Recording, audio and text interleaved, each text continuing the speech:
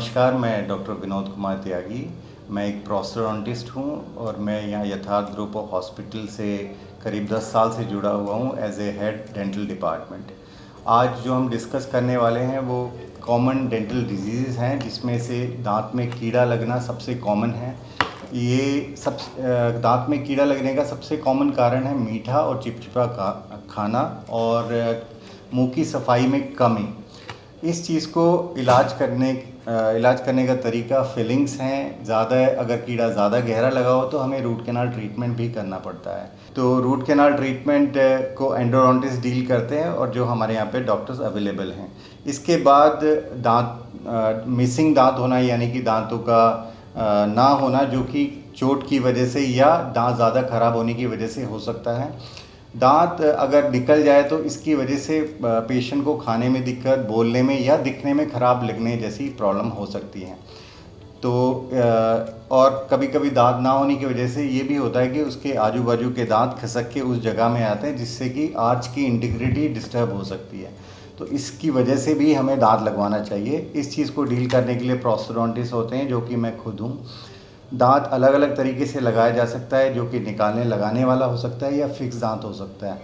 जो फिक्स दांत है वो दो तरीके से लगता है, एक ब्रिज जो कि अगल बगल वाले दांत की सपोर्ट लेके लगता है, या इम्प्लांट जो कि बची हुई हड्डी में ही हम एक इम्प्लांट डाल देते हैं जिसके ऊपर कैप लग सकता है। इसके अलावा टेढ़े मेढ़े दांत भी एक आजकल बड़ा कॉमन इशू है, जो कि ऑर्थोडोंटिस्ट डील करते हैं। और ये ट्रीटमेंट होने के बाद आपको एक दिखने में फ़ायदा होने के अलावा चूइंग में प्लस अपनी हाइजीन मेंटेन करने में भी बहुत फ़ायदा होता है।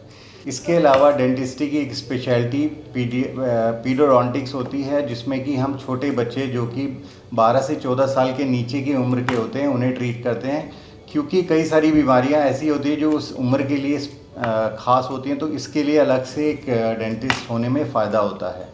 ये वो समय है जिसमें दूध के दांत टूटते हैं और नए दांत आते हैं। प्लस इस समय पर कुछ ट्रीटमेंट करने से लॉन्ग रन में काफ़ी फ़ायदा होता है, क्योंकि डेंटल डिजीज़ कई सारी ऐसी होती है जो प्रिवेंटेबल हैं और शुरू में ही उन पे रोक के उनको चेक करके उनको ठीक करने से दांत काफ़ी लंबे चलते हैं।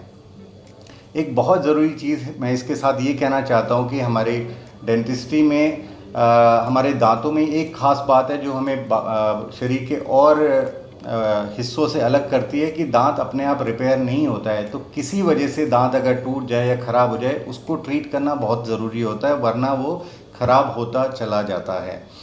और इसलिए दांत को अगर हमें लंबा चलाना है तो उसका ध्यान रखना बहुत ज़रूरी होगा। उसको अगर ख़राब हो गया तो उसको रिपेयर करिए, और अगर ठीक है तो उसको बचा के रखना भी बहुत उतना ही ज़रूरी है।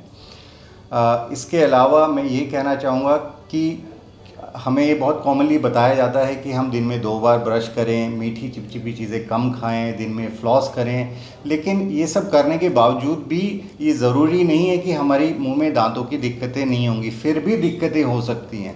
तो अगर हम हर 6 महीने में एक बार डेंटिस्ट के पास जाते हैं तो बड़ा आसान हो जाता है इन चीज़ों को शुरुआत में ही डिटेक्ट करना और उन्हें ठीक करना। तो मैं फिर दोबारा कहना चाहूँगा कि आप 6 महीने में एक बार रूटीन चेकअप के लिए डेंटिस्ट के पास ज़रूर जाएं। Thank you.